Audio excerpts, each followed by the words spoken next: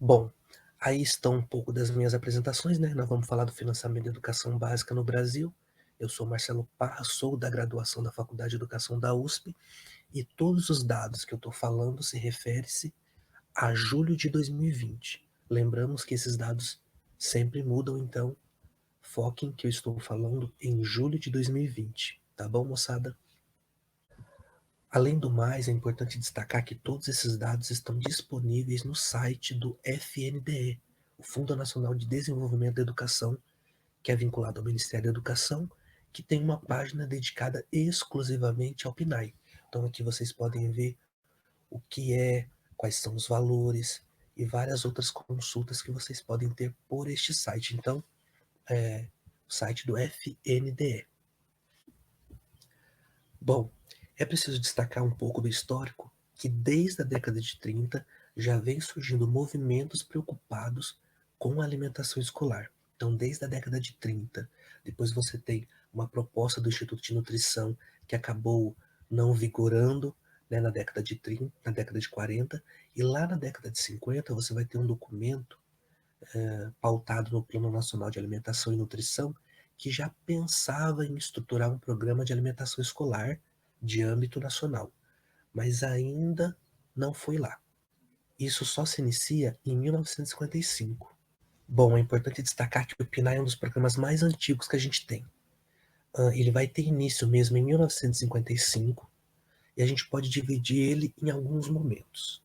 O primeiro bloco que a gente pode dividir é de 55 a 74, quando você vai ter em 55 a campanha da merenda escolar, em 56 a campanha nacional da merenda escolar e em 65 a campanha nacional de alimentação escolar. Então são três momentos que duraram aí praticamente 10 anos em que a gente tem um programa voltado mais para o assistencialismo. Então, de 55 a 74, você vai ter distribuição de gêneros alimentares para os municípios carentes, né? E essas doações, elas se dão através de parcerias com organismos internacionais que doavam alimentação excedente para países em desenvolvimento ou subdesenvolvidos, como era o Brasil na época. Bom, a partir de 74 você já vai ter o Brasil comprando através das empresas nacionais mesmo a alimentação. Em 79, o programa de fato passa a se chamar Programa Nacional de Alimentação Escolar, né? Então, como eu disse, ele vai estar aí centralizado nacionalmente. O Estado brasileiro compra e distribui para todo o país. Então, a partir de 74, você já pode ver uma mudança de concepção e de forma de agir. Já em 1988, com a Constituição Cidadã, né, a gente tem a alimentação escolar como direito constitucional.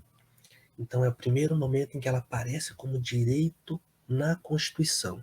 E ela era para todos os alunos do ensino fundamental. Lembramos que na época o ensino obrigatório era até o ensino fundamental. Como a gente tinha dito anteriormente, a partir de 74 você vai ter uma centralização. De 94 até 99 você vai ter um esforço de descentralização dos recursos, né? Num primeiro momento você vai ter a descentralização através de convênios, né, onde os estados e os municípios participavam. E depois, em 99, você vai ter já a transferência direta para os estados e municípios, né? Então, a partir daí, o estado ele transferiria o valor direto para os estados e municípios. Já em 2009, a gente vai ter a universalização do PNAE para toda a educação básica. Mas afinal, quais são os objetivos principais do PNAE?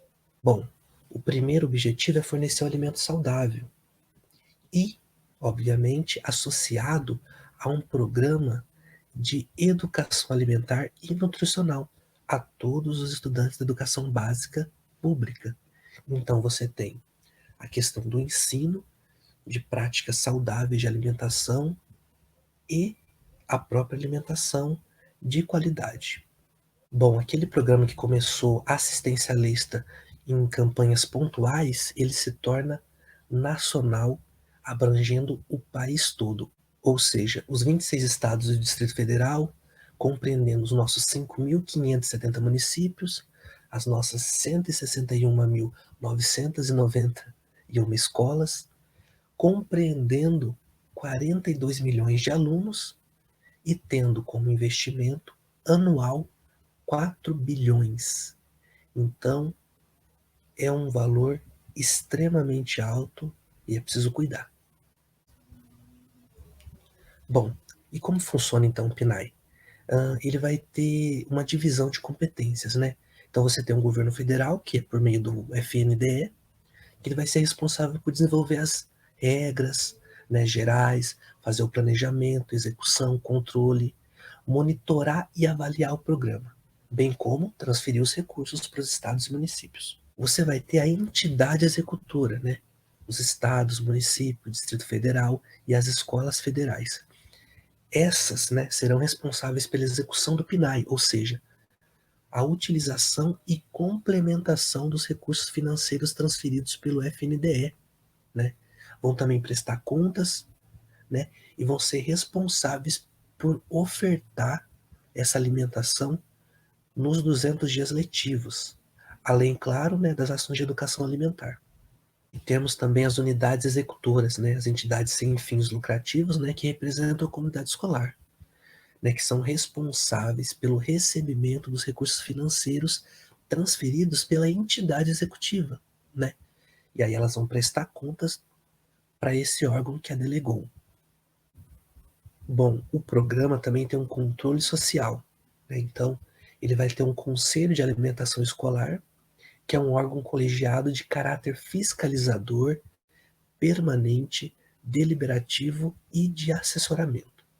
Ele vai estar presente em todos os âmbitos, estaduais, distrital, municipais, e ele é responsável pelo controle social do PNAE.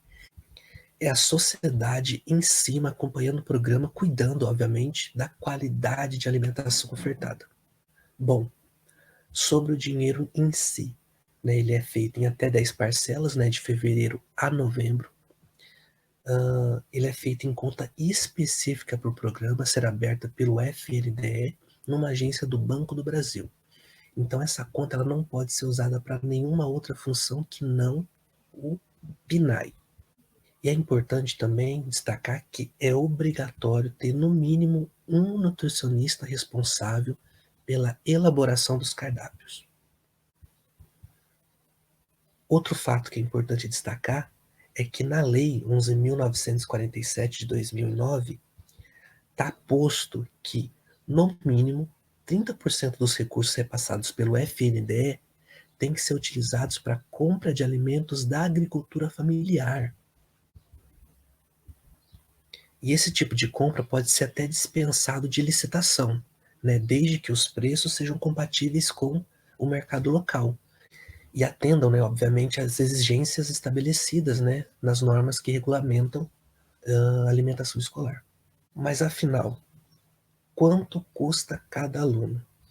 Nessa tabela que vocês vão poder ter lá no site, vocês vão poder observar com calma cada um dos valores, né? Vamos citar alguns aqui, por exemplo, a creche de 0 a 3 anos, cada aluno custa por dia R$ 1,07.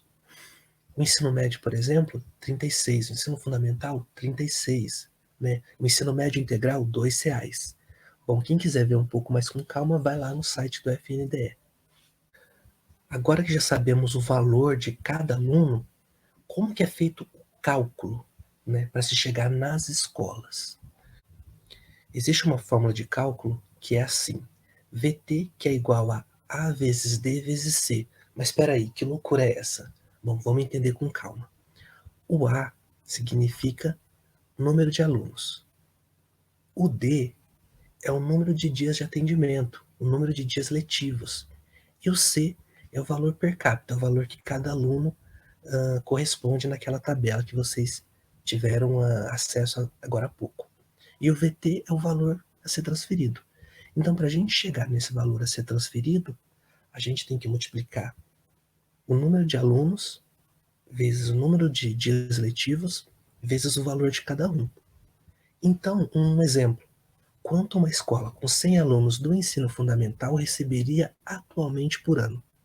Lembramos que o valor do ensino fundamental é 36 centavos. Então, bora lá. VT é igual a A vezes D vezes C.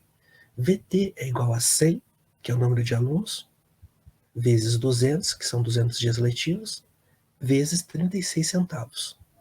Esse valor total vai dar R$ 7.200 por ano. Então, uma escola com 100 alunos do ensino fundamental vai receber por ano R$ 7.200 do PNAE. Bom, mas é preciso ter cuidado, porque em alguns casos o repasse pode ser suspenso. E em quais ocasiões esse repasse pode ser suspenso?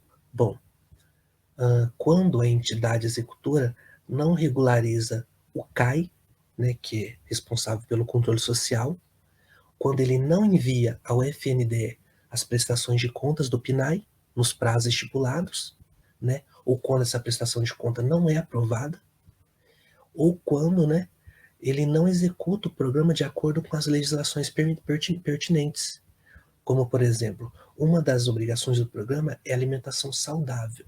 Não se pode comprar qualquer gênero alimentício. Se ele não tiver atuando de acordo com a legislação, pode ser suspenso. Bom, uma curiosidade, como que está o PNAE com as escolas fechadas durante essa pandemia da Covid-19? Bom, vamos tentar entender um pouco das coisas que estão acontecendo atualmente no país. Bom, de acordo aqui com o guia, né, da alimentação escolar produzido pela Campanha Nacional pelo Direito à Educação, está pontuando que essa interrupção, né, abrupta das atividades escolares por conta do período de pandemia colocou milhares de crianças e jovens numa situação de insegurança alimentar, né? Isso acaba impactando e acentuando essa pobreza, inclusive no campo, já que grande parte dessa alimentação é comprada direto da agricultura familiar.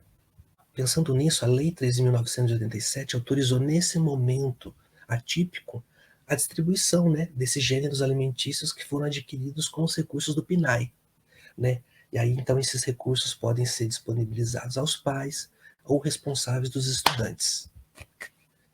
Bom, a regulamentação dessa lei se deu pela resolução número 2, de 9 de abril de 2020, do FNDE. Então ali eles colocam quais são as orientações para o poder público local agir. Bom, o FNDE ele produziu um documento que se chama Orientações para a execução do PNAE durante a situação de emergência durante a pandemia da Covid-19.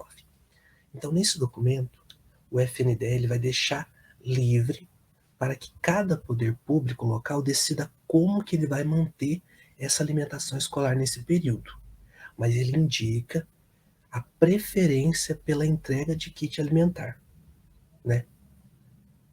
O FNDE ainda pontua que sempre que possível, né, quando for comprar esses alimentos, quando for fazer esses kits, que seja dada preferência aos agricultores familiares. Ou seja, mesmo num momento atípico como esse, a gente ainda pode respeitar esse percentual de 30% que tem que ser destinado para a agricultura familiar. Bom, no final das contas, né, como isso ficou livre, algumas cidades e estados optaram, né, por essa distribuição dos kits de alimentação, enquanto outros, né, ficaram diretamente com a opção da transferência de renda direta, seja por meio do voucher ou por cartão, né, que são às vezes feitos no aplicativo. Então são várias formas que vêm sendo adotadas no país. Bom, galerinha, é mais ou menos isso que é o básico do PNAE. Muito obrigado.